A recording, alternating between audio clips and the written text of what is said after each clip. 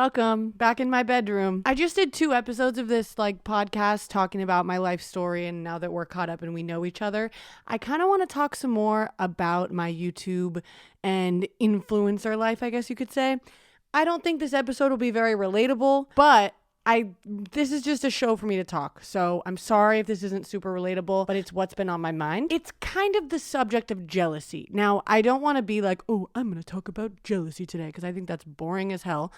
But I can't be an influencer full time and have it consume all my thoughts and have the goal to become a more successful influencer, because I find myself more and more and more unhappy the more I try to be successful. And that's a huge reason why I got a job and why I don't post very much anymore, and why I'm not focused on being the biggest person on planet Earth, because I was that for a while.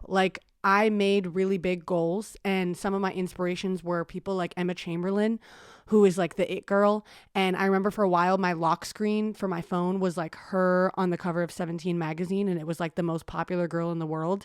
And I wanted to be that.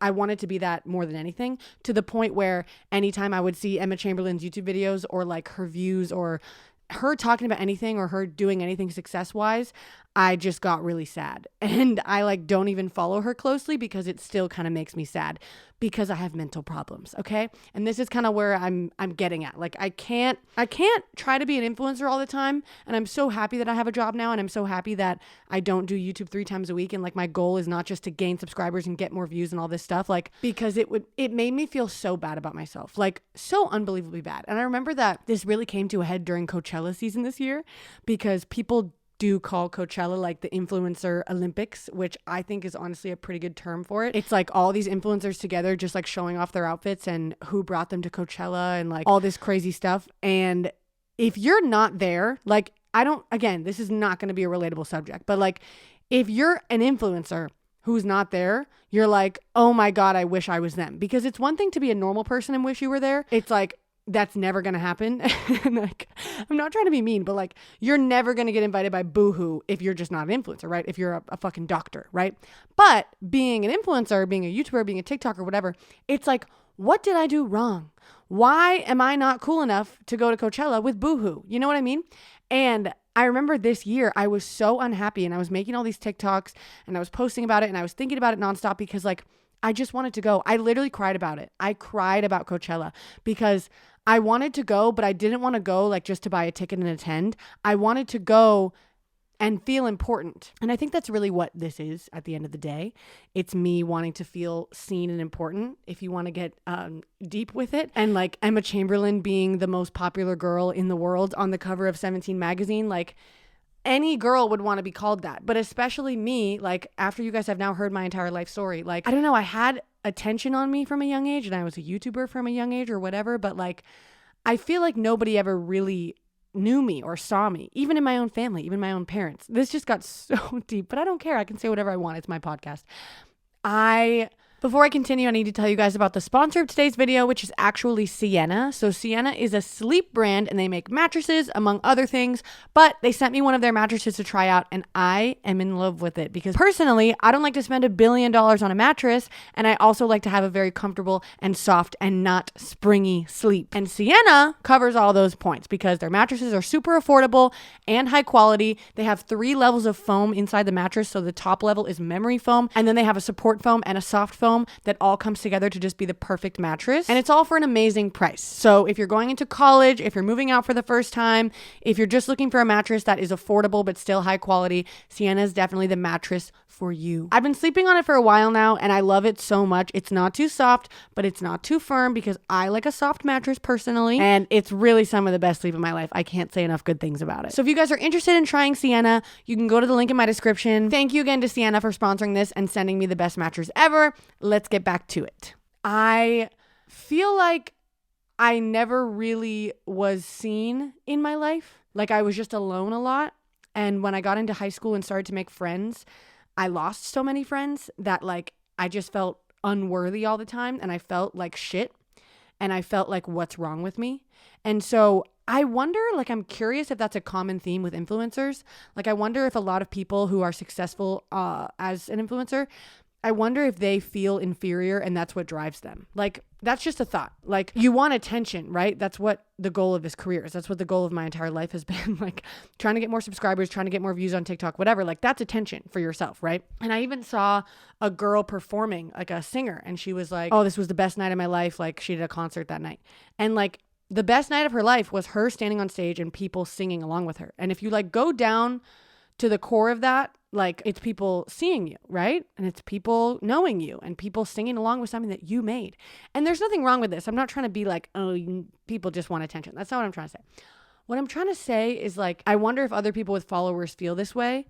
And I wonder if anybody else has like gotten out of the influencer game or whatever because they realized what I realized. Because after Coachella season, and when I started realizing I wanted a job and all this stuff, not only was I bored and I was unhappy with like being lonely all the time and just making YouTube videos, I just wasn't really that passionate about like making videos, but I was just so unhappy with myself. Like, I kind of hated myself sometimes because you put all of this pressure on yourself. Like, okay, I'm not getting views. I'm not getting subscribers, you know, my video's not doing well. Like, what did I do wrong? It's all about you, right? It's all about, was I not pretty enough? Was I not cool enough? Was I not whatever enough, right? And it like physically pained me to think about that. And I would just stare at the wall, figuring out what I did wrong, what I can do better, how I can get more views or whatever.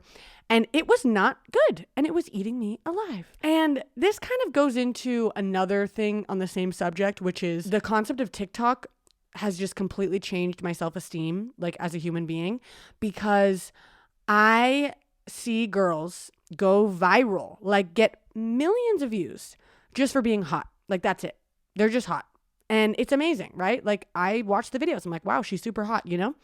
But as a girl who's trying to get views or who wants to feel that way, when I post a video of me being hot, it doesn't go viral because I'm super hot. You know what I mean? Like, it's just not the same. It's never happened to me. I've never gotten views just because I was pretty. I've always had to be funny or entertaining in some kind of way in order for people to like me. And there's nothing wrong with that, but it makes me feel bad about myself. I cannot get too deep into trying in this career for that reason and that reason alone. I am a go-getter. I have a lot of goals. I care a lot about what I do, but I will never let it get to the point where I hate myself over it. And I will never like sacrifice my own self-worth and how I feel about myself in order to get views or to be more popular or whatever. I just don't have it in me. I never have. And I started this episode by saying that this was wildly unrelatable and you guys probably wouldn't get it. But the more I'm thinking about it, I'm sure that some of you relate to this because especially what I just said about TikTok, like, we are constantly surrounded by other people's beauty. And that did not used to be the case. Like, we used to see pretty girls, you know, I mean, I did it because I was homeschooled, but like before technology, people would see pretty girls in school or at work or I guess in the newspaper or on TV or whatever. But like, we didn't get to see every single beautiful girl in the entire fucking world. You know what I mean? It was just like a handful of people who got really famous.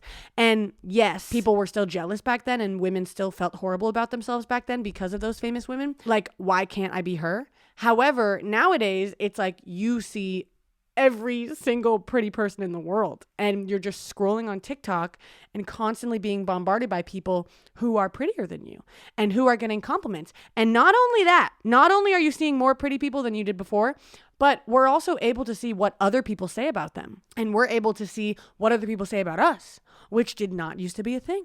Again, we used to get, you know, people used to get bullied in school or people would call them ugly or whatever in person. It would happen a little bit. But nowadays, if someone goes on TikTok thinking that they look good and then the rest of the world thinks they're ugly, they can get millions of hate comments, which never used to happen before. And the same goes to the opposite. You can go on TikTok thinking you're super pretty and you just don't get millions of views because you're pretty, because you're just like not pretty enough, right? Or you don't get thousands of comments saying you're so beautiful and then you just think you're not good enough. That's what I think. Like all the time. All the time. I see these gorgeous women and I see the comments that are like, oh, she's perfect. Her body's perfect. I wish I looked like her. Oh, she's so hot. All these guys commenting, oh, she's so perfect, whatever. And like, I'm married, you know, I don't need guys to like me. I don't want guys to like me particularly, but it would be nice to feel that way about myself, I would assume. I don't know. It's never really happened to me before. I have people compliment me sometimes, but that's just like not my thing. Like people like me for me talking and being entertaining, which like is cool and all, but like sometimes I wish people would objectify me a little bit. Maybe I don't. Maybe I don't wish people would objectify me. But I do think it would be cool to know that people like me just for my looks sometimes. Oh, I don't know if that's a bad thing to say, but like, I don't know. I feel like some people complain like, oh, people only like me for my looks. And I'm like, that's a pretty good problem to have. So I don't know if I need to sympathize with those people and say that I'm being insensitive, like for saying I wish I had that problem, because I feel like it's kind of like the debate of skinny people saying, oh, skinny people get skinny shamed too. Just because like fat people get fat shamed, I get skinny shamed too. And it's like, no. That's like a good problem to have. Like people telling you to eat a cheeseburger, like, if that's the worst thing you deal with, then that's fine. You know what I mean? I feel like it's that. But I don't know. Maybe I'm just getting a little too deep into this topic. But one of the ways that I've had to protect myself in the past year or so is just by not trying so hard. Because I'm not saying that if I were to have kept going as a YouTuber, I would have become Emma Chamberlain, because I don't think that's true necessarily. I don't know if that's true. It'd be cool. I'm sure, maybe. But I'm just saying I can't live my life constantly trying to be as successful as her or as successful as anyone, and like looking at these celebrities and wishing that I was them.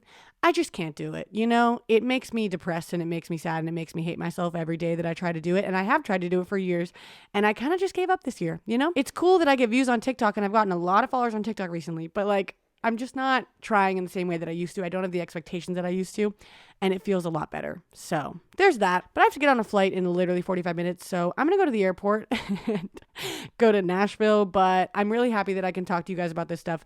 And I want you to let me know what you want me to talk about in the comments. So please let me know. And I'll talk to you in like a week or two or something like that. Okay, bye.